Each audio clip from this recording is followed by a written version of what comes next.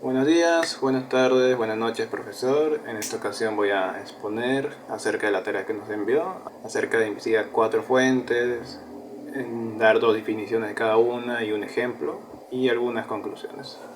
Empezando con la jurisprudencia, yo escogí 2 definiciones.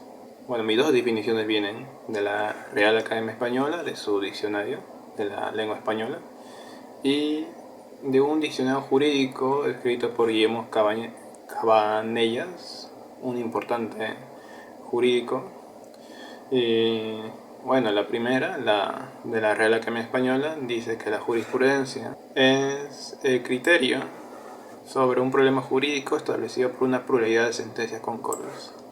Mientras que el diccionario, el cual utilicé, define a la jurisprudencia como el conjunto de sentencias que determinan un criterio acerca de un problema jurídico omitido u obscuro en los textos positivos o en otras fuentes de derecho.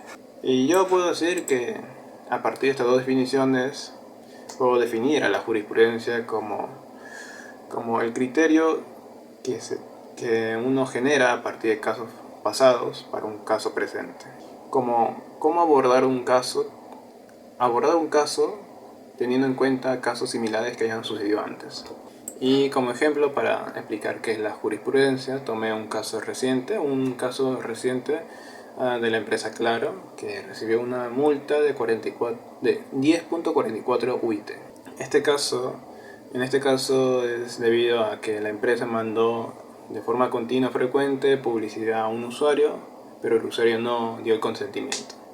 Y para el fallo se tomó en cuenta el principio de primacia de la realidad, es decir, que primero se tuvo más peso la evidencia que se puede verificar, ya sea los registros de los mensajes, que se puede verificar que se envió publicidad al usuario.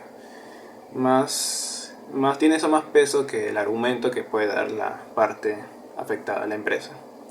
Bueno, jurisprudencia se aplicaría en que a partir de este caso, en el futuro, no sé, la empresa Movistar, Vitel tengan casos similares. Y ya pues, en base a este caso de Claro, serviría de base para abordar ese caso futuro, ya que es similar.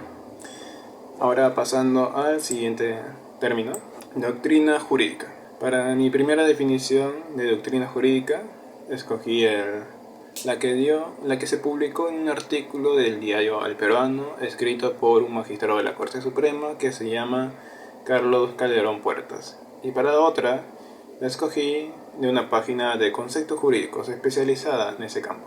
Mi primera definición de doctrina jurídica dice que... define la doctrina jurídica como lo que nace de resoluciones supremas y que se usa para fundamentar decisiones. Mientras que la página dedicada a conceptos jurídicos define a la doctrina jurídica como el conjunto de estudios, define a la doctrina jurídica como el conjunto de estudios y criterios académicos que aportan al desarrollo del campo. Y yo, a partir de estas 2 definiciones que encontré, puedo definir la doctrina jurídica como fundamentarse en conceptos clave, principios, etc. Y como ejemplo de doctrina jurídica, tomemos un caso frecuente. Un abogado para defender un caso, se fundamenta lo que alega en base a un principio clave. Y ahora pasando al tercer concepto, ley tributaria.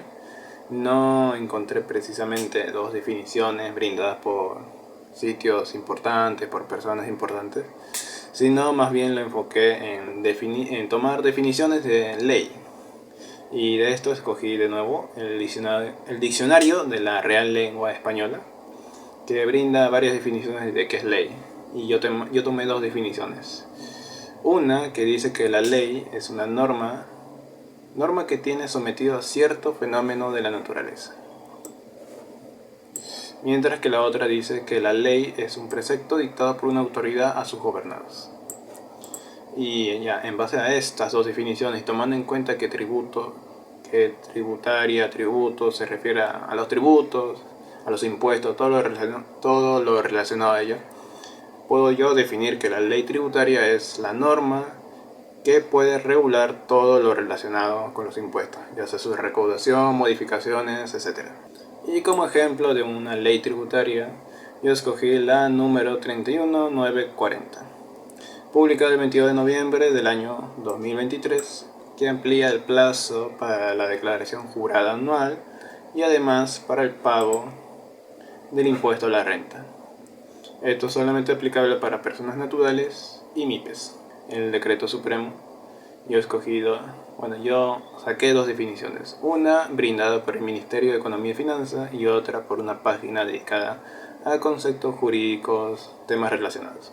Mi primera definición, brindada por el MEF, dice que el decreto supremo define el decreto supremo como una norma de carácter general que reglamenta normas con rango de ley, mientras que la página RUNA define el decreto supremo como la orden firmada por el presidente junto con algunos suministros para iniciar la aplicación de leyes aprobadas por el Congreso o para hacer ciertos ajustes. Y a partir de esto yo puedo propiamente definir que el decreto supremo es la ley que da inicio a un conjunto de leyes. Y como ejemplo de un decreto supremo tenemos uno bastante importante en los últimos años, que fue el decreto supremo número 006-2024-TR, que estableció el aumento de la remuneración mínima vital.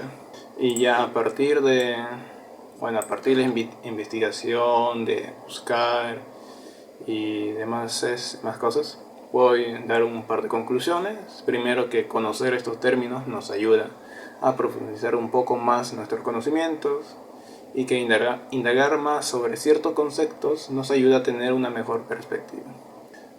Eso sería todo, muchas gracias.